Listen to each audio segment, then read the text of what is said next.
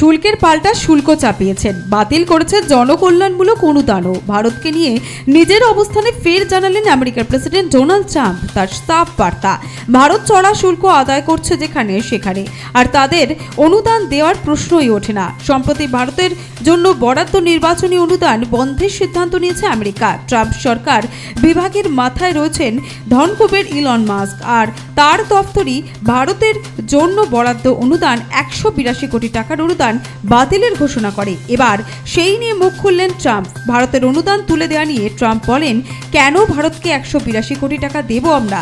অনেক টাকা আছে ওদের। আমাদের কাছ থেকে পৃথিবীর সর্বোচ্চ শুল্ক আদায়কারী দেশ ওরা।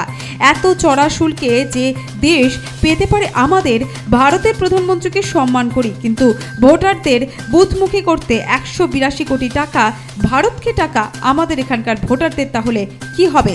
Bureau report, Nobel Bangla.